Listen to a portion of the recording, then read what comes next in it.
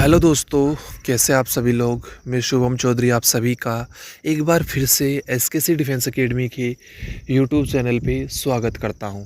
और मैं लेके आ चुका हूं आज आप लोगों के लिए एक और नई क्लास। दोस्तों, आज की क्लास के अंदर हम लोग G20 टॉपिक के बारे में डिस्कस करने वाले हैं।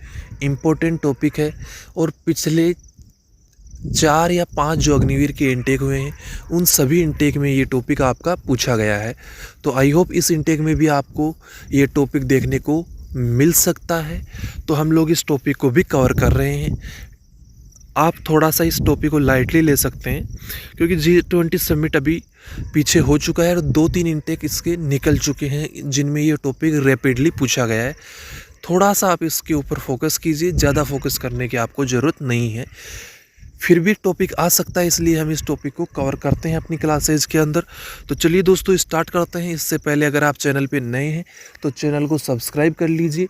और अगर आपने अभी तक भी जीडी प्रैक्टिस स्टार्ट नहीं किया है तो हम लोगों ने टेलीग्राम चैनल पे, टेलीग्राम ग्रुप में आप लोगों के लिए free of cost GD practice start कर दी है। अगर आप ज्वाइन करना चाहते हैं तो लिंक डिस्क्रिप्शन बॉक्स में दिया गया है, जल्दी से जाइए ज्वाइन कर लीजिए। फ्री ऑफ कॉस्ट है बिल्कुल। और टेलीग्राम चैनल पे आपको डेली 9 बजे प्रैक्टिस सेशन मिलता है। ओके दोस्तों, तो चलिए क्लास स्टार्ट करते हैं पहले पॉइंट से। पहला पॉइंट आप लोगों की स्क्रीन पे है। The G20 is an intergovernmental forum that include 19 sovereign countries. कि G20 एक 19 देशों और एक यूरोपियन यूनियन का एक समूह है एंड द अफ्रीकन यूनियन। और इस बार इसके अंदर लेटेस्ट जो अभी G20 समिट हुआ था इसके अंदर अफ्रीकन यूनियन को भी इसमें शामिल कर लिया गया है। The G20 member represent 85% of global GDP. कि जो G20 मेंबर्स हैं, जो G20 के सदस्य देश हैं, उनकी अगर जीडीपी देखी जाए तो वो ग्लोबल जीडीपी का, पूरे विश्व की जीडीपी का 85% है। और 75% ऑफ इंटरनेशनल ट्रेड, और जो अंतर्राष्ट्रीय व्यापार होता है, ट्रेड होती है, इंटरनेशनल ट्रेड है, उसका 75%। And 2/3 of the world population. और जो G20 देश हैं उनकी जो जनसंख्या है वो विश्व की जनसंख्या का 2/3 है, 2/3 है। अगला पॉइंट आपका, India is also part of G20 and it established in 1999। Bharat भी G20 का सदस्य देश है और यह 1999 में शामिल हुआ था। In 2022 Indonesia transfer its presidency to India for an year. तो देखिए लास्ट ईयर जो 2022 साल गया था उसके अंदर इंडोनेशिया ने जो प्रेसिडेंसी है, जो नेतृत्व है, वो भारत को सौंप दिया था। Last year India was chairperson of G20 between 31 December 2022 and 31 December 2023. The G20 summit in India was held annually with a rotating presidency. In 2023, India held the presidency. 2023 में भारत ने G20 की प्रेसिडेंसी नेतृत्व संभाला था। The theme of the summit was, जब भारत में G20 summit हुआ था तो इसकी थीम क्या थी?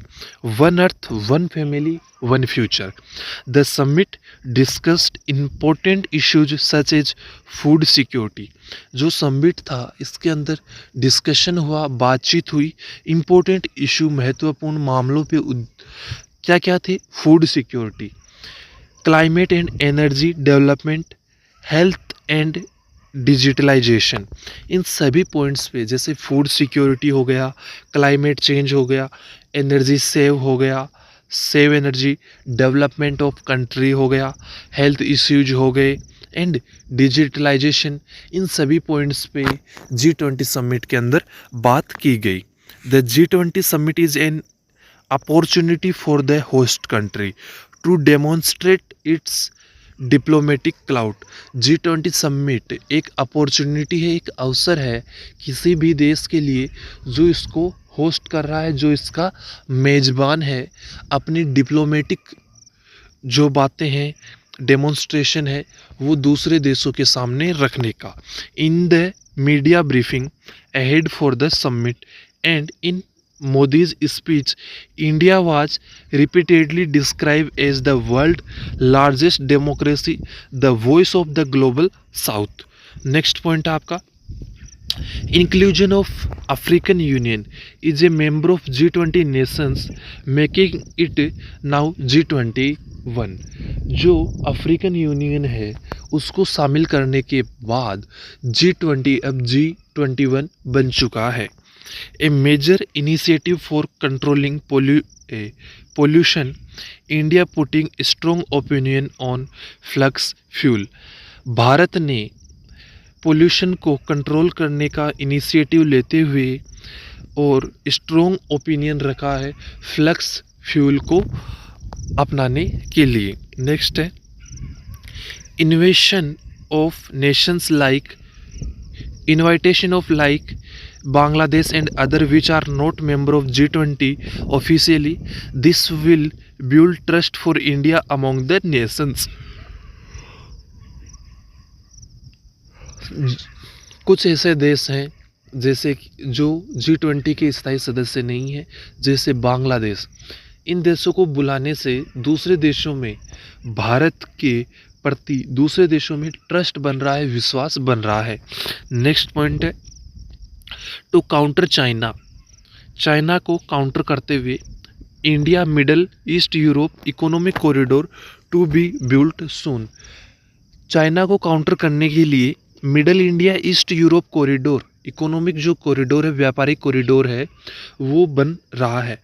American president Joe Biden called it game changer. अमेरिकी राष्ट्रपति जो बाइडेन ने इसे गेम चेंजर कहा था। India needs strong support from developed countries which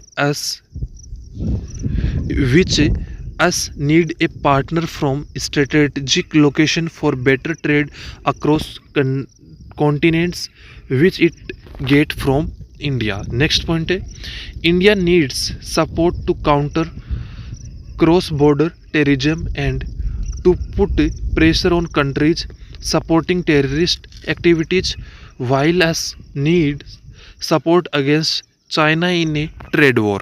next है आपका ट्रेड एंड इन्वेस्टमेंट। तो देखिए ट्रेड एंड इन्वेस्टमेंट पे G20 पे क्या बात हुई।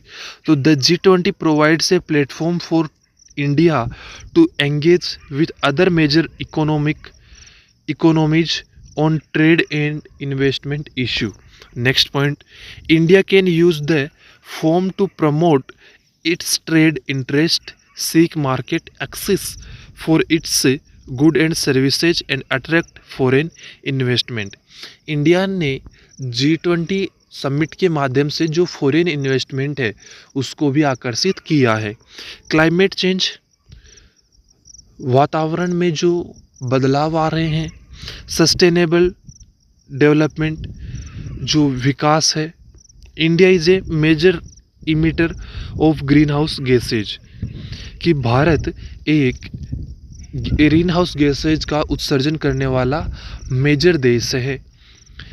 And addressing climate change is a global priority, और क्लाइमेट चेंज को एड्रेस करना, सभी के संज्ञान में लाना, सभी के सामने लाना एक ग्लोबल प्रायोरिटी है।